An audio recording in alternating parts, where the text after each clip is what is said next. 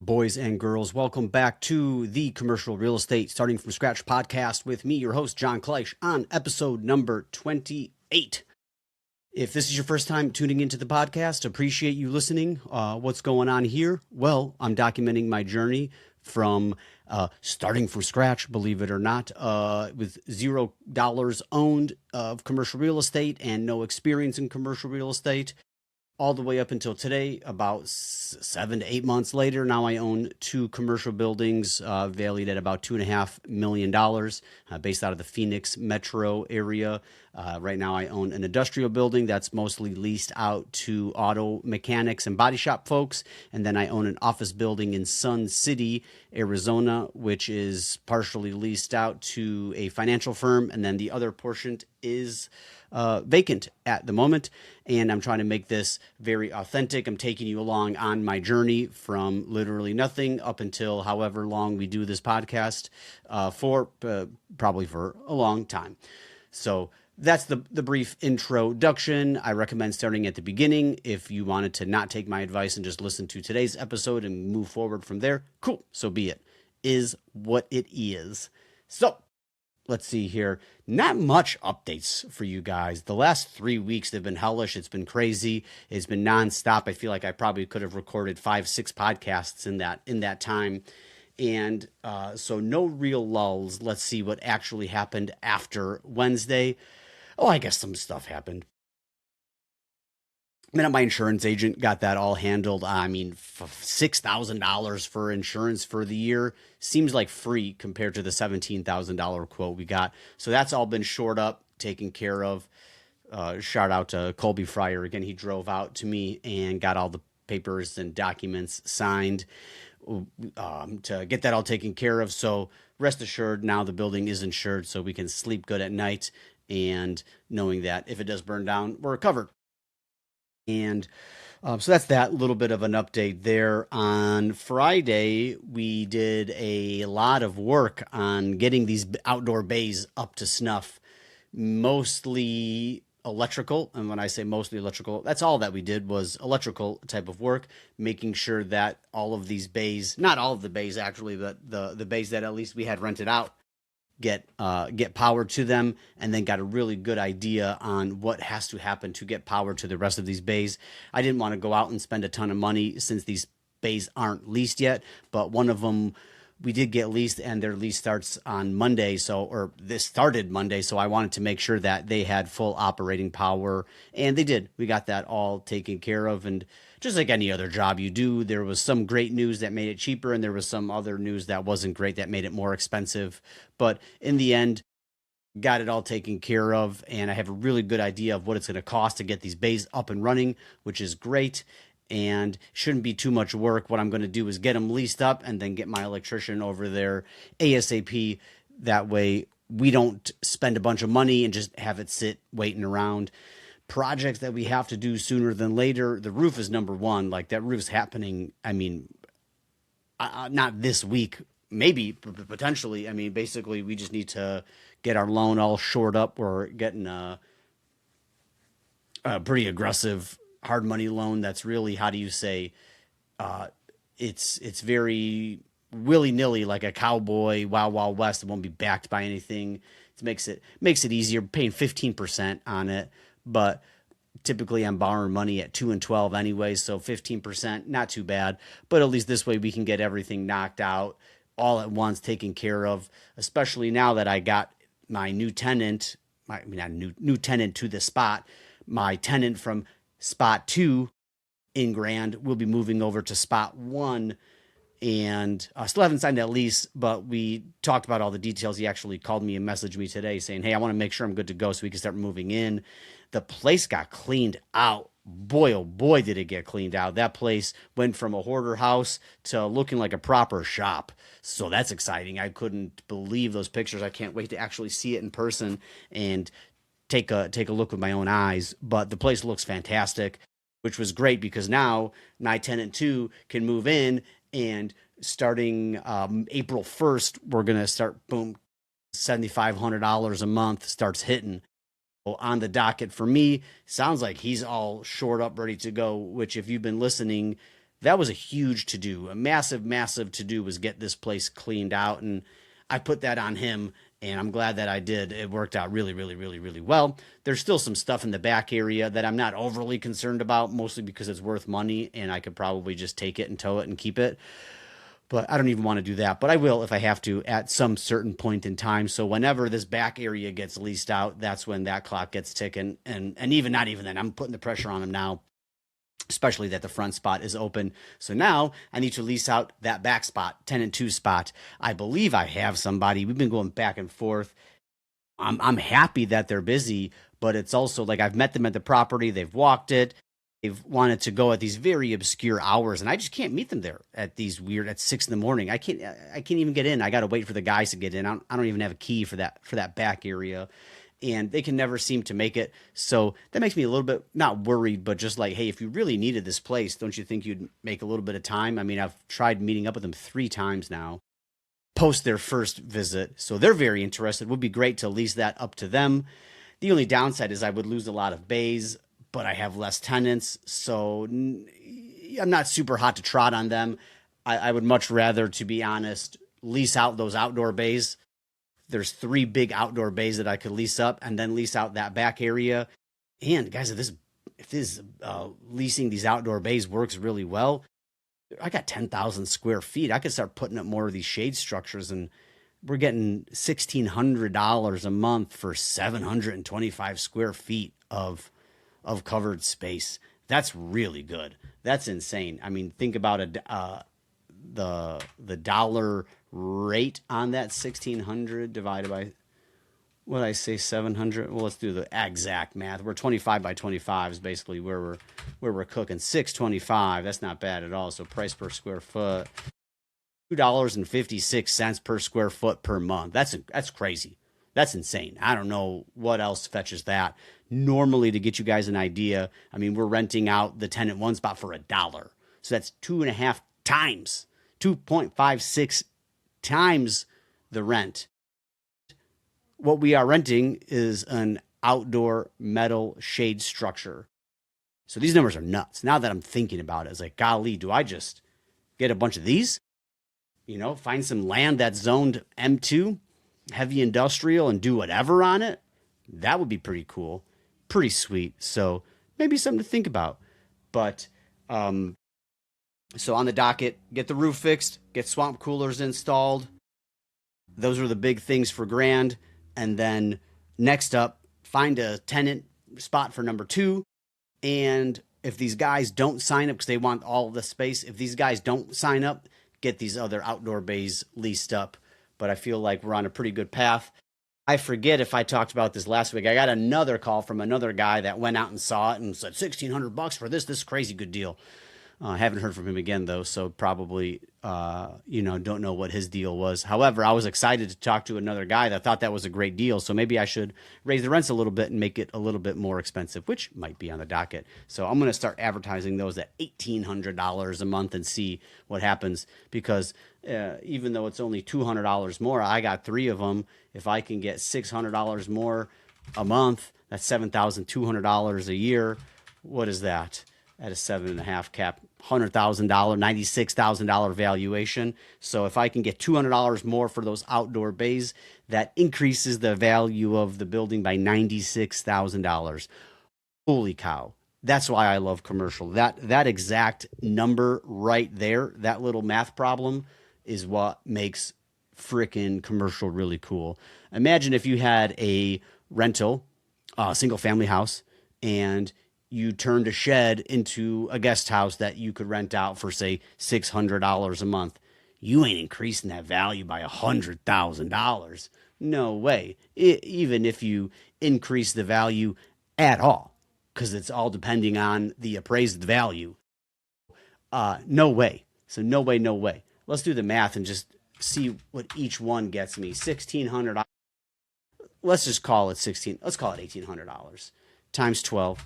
It's annual rent, $21,600 at a 7.5 cap.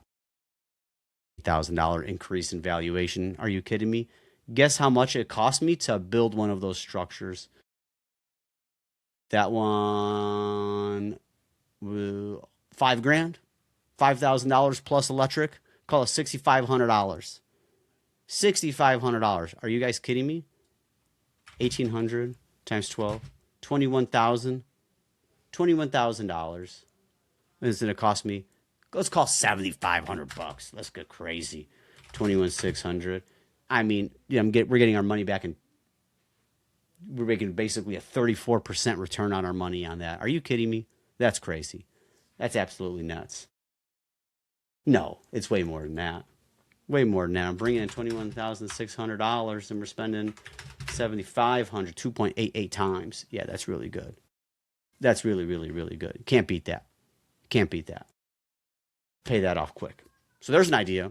I really like that. Now, the one thing we really haven't talked about, the main issue with that strategy would be the fact that we're going to have 3 more tenants on the property. If we get all of those spots leased up, 1, 2, 3, 4, 5, 6, that's 6 tenants on one property. Could that be a problem? 6 personalities, 6 people, 6 different customers show up at the same time. All of these people parking, right? There's other things that do pop up. However, something to think about. Definitely not going to go out and start building new shade structures immediately. That'll happen once we have a use case for it and proof that these buildings do lease out or these structures do lease out and the tenants stay and it's not a huge pain in the dupa. But I'll tell you what, bro, if we put up 2 more of these things and then increase the value by 600 grand, even if it's 500 grand by doing that and just sell this puppy and move on, woo, woo, hard to pass that up for sure. For sure. But that's pretty much Grand in a nutshell. Let's move on to Thunderbird. Nothing too crazy. Thunderbird's been pretty quiet overall. Still haven't figured out what we're going to do with that HOA issue. We need to figure that out for sure. But on the good news side of things, my broker called me today and said, hey, would you be down to sign a master lease with Regus? For you guys that don't know, Regus does co-working spaces. So they will sign a lease on a place and then they will go out and sublease each different office. So curious to see how that works. My broker has no experience with them. He did mention that they do start aggressively lower on their rents and then with bigger increases as it goes on. Interesting. I'm sure that's just to mitigate their risk. I would want the same thing if I was a tenant. As far as I know, they're a reputable company. They have spots all over the valley here. I think I even rented one from them 4 or 5 years ago when we started Middleton. So that's exciting. I like it. And especially I like it because they're interested in that building, which worst case for us, if we had to go out and do the co-working thing, that was an option for us and it would cash flow pretty well. So the fact that they're interested in it also makes me feel a little bit better that that option is viable. And what they are interested is having single individual offices. In this place, I know you guys haven't been there, but it's got 15 individual rooms that are straight up offices. So perfect for the co-working space. It's got a gorgeous front entrance. So I think it would do really well as a co-working space, to be honest. The area I'm not so certain on because it is a pretty unique area, the old person's part of town, the 55 plus communities. However, I feel like there are probably a lot more businesses that are wanting to rent 1 or 2 offices rather than rent 6,400 square feet. So be more than happy to walk into a lease with Regus as long as it cash flows. That'd be great. So we'll see what happens with that. The other broker that came out from that nationally accredited company, he went blank. He went Ghost Rider on us. So obviously not interested any longer. Strange how people operate, but it is what it is. I wasn't holding my breath on that. So now we'll see what Regus has to do. They wanted to sign an NDA, so I got that taken care of. Now I can learn about what they're looking for, how they operate. And at the worst case, I can at least get a little inner workings on their business. That way in the future, if I ever wanted to work with them again, or they wanted to become a tenant, I would have a good idea on how that works. So that's exciting to see that kind of unfold. As everyone knows here, this is my first time doing everything that I'm doing. This is my first time doing it, and I love to learn, especially when I'm actually doing it. So great experience nonetheless. And now I got my wheels turning. It's like, shoot, man, maybe do we just go out there and lease it up as co-working? We could split it up into smaller offices too and maybe section off one area and have that be their own separate area and then try to lease other offices too. I don't know. We'll see. It would be nice to get a move on that, but just Grand has been totally consuming all of my time. But now, it's whoever's yelling the loudest gets my attention. So Grand was having a hissy fit. Now I got to put that puppy to bed, get that cash flowing, and that way we can draw back the attention to Thunderbird. And it would be a great time to do that because we need to get that place leased up. I think we have 3-4 months before we're going to need to start dumping more money into that account, which is never a fun thing. However, it is to be expected for sure. So that wouldn't be the worst thing, especially once Grand gets leased up and starts cash flowing a ton. That will more than cover the deficit from an empty Thunderbird by far. So overall, man, this was a lot longer than I thought it was going to go. Surprise, surprise. I thought this was going to be a quick little under 10-minute update because I didn't have much to talk about, but turns out we did. So overall, kind of a lighter week last week, and then this week is my kid's spring break, and I got my parents in town, so I'm not expecting anything crazy and wild to happen overall to begin with, since I'm really not doing much outside of trying to get Grand all leased up. But hopefully maybe we get some exciting news on Thunderbird and we start making some progress on this roof at Grand. That way we can get it all shored up, tightened up, and be done, because that'd be great to get that asset fully stabilized, moving in the right direction, guys. Feels great. Looking forward to seeing what that place could do. Looking forward to documenting it and having you guys come along on the journey to see how much money we make off this thing. Dude, I'm calling it right now. Put me on record. I'm going to say that this thing will cash flow $7,000 a month.